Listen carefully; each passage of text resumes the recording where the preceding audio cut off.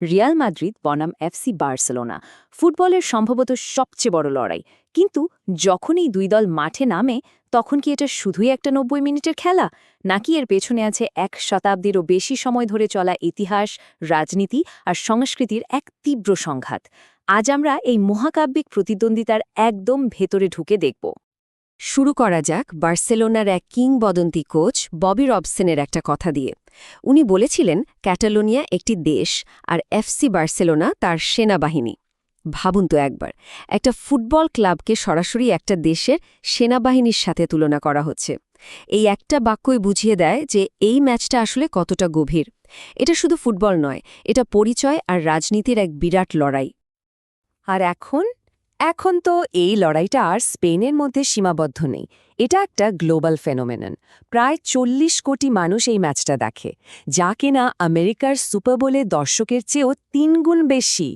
বোঝাই যাচ্ছে এটা এখন আর শুধু স্পেনের ম্যাচ নয়, এটা এখন পুরো বিশ্বের।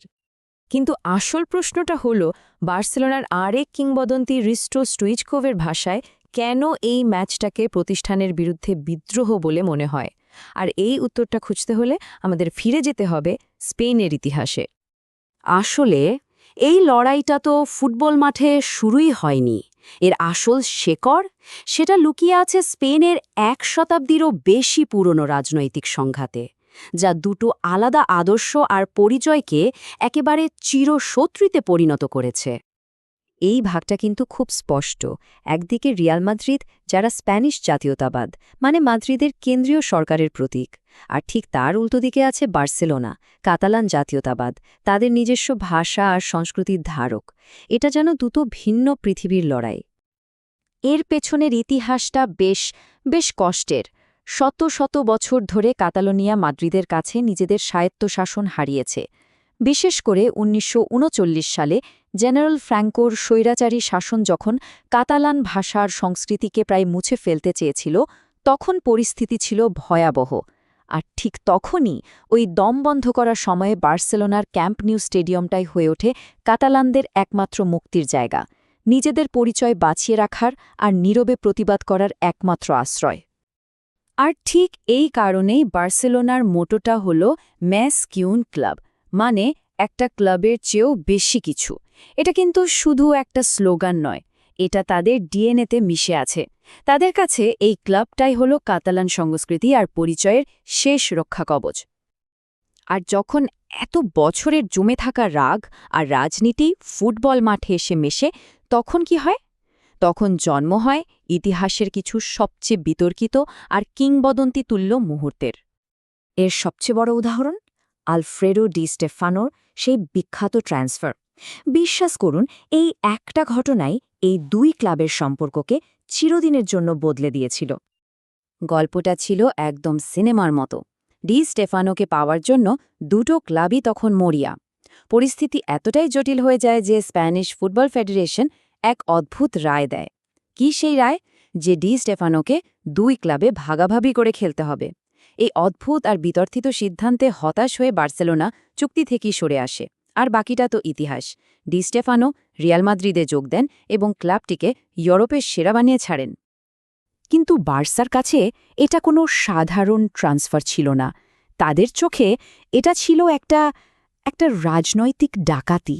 তাদের অফিসিয়াল ইতিহাসেও লেখা আছে যে ফ্র্যাঙ্কো সরকারের মদতেই এক অদ্ভুত কৌশলে তাদের কাছ থেকে ডি স্টেফানোকে ছিনিয়ে নেওয়া হয়েছিল।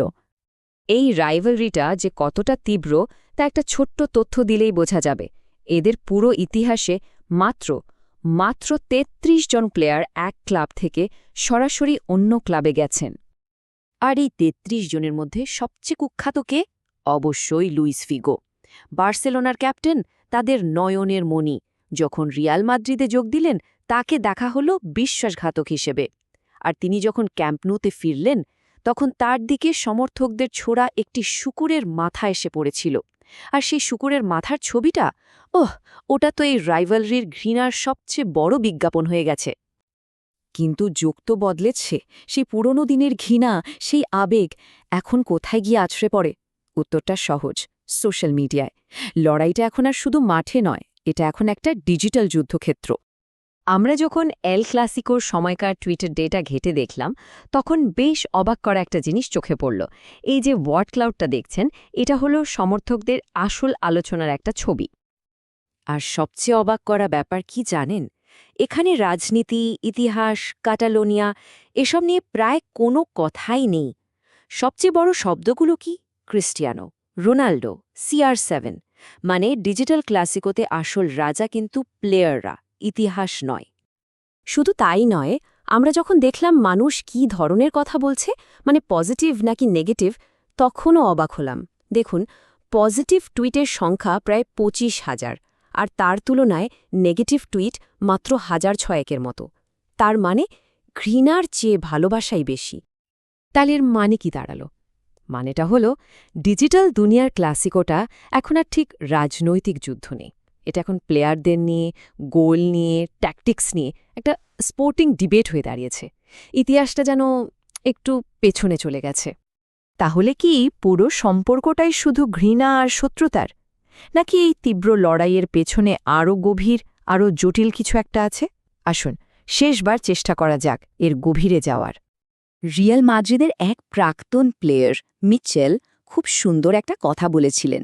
উনি বলেন, প্রতিদ্বন্দ্বিতাও এক ধরনের মুগ্ধতা। হয়তো এটাই সত্যি। একে অপরকে ছাড়া এদের অস্তিত্বই হয়তো এতটা বড় হতো না, কারণ দিনের শেষে তারাই তো একে অপরকে আরও ভালো হতে বাধ্য করে। আর সবশেষে একটা অদ্ভুত তথ্য দিই। জানেন, কাতালান পরিচয়ের প্রতীক বার্সেলোনা ক্লাবটা কে বানিয়েছিল? একজন সুইস ভদ্রলোক, জোয়ান গাম্পার। আর স্প্যানিশ জাতীয়তাবাদের প্রতীক রিয়াল মাদ্রিদ, ক্লাবের প্রতিষ্ঠাতা 2 ভাই জন্মেছিলেন খোদ বার্সেলোনায়। কি অদ্ভুত, তাই না? এই ইতিহাসটাই যেন তাদের পরিচয়ের লড়াইটাকে একটা প্রশ্নচিহ্নের সামনে দাঁড় করিয়ে দেয়। তাহলে শেষ প্রশ্নটা এখানেই এসে থামে। লড়াইটা যখন মাঠ থেকে সরে গিয়ে ডিজিটাল দুনিয়ায় জায়গা করে নিচ্ছে, তখন কি এই ঐতিহাসিক প্রতিদ্বন্দ্বিতার আসল চরিত্রটাই বদলে যাচ্ছে? ইতিহাস হয়তো সবসময় থাকবে, কিন্তু ভবিষ্যৎ প্রজন্মকে এটাকে শুধুই একটা অসাধারণ ফুটবল ম্যাচ হিসেবে মনে রাখবে? উত্তরটা হয়তো সময় আমাদের বলে দেবে।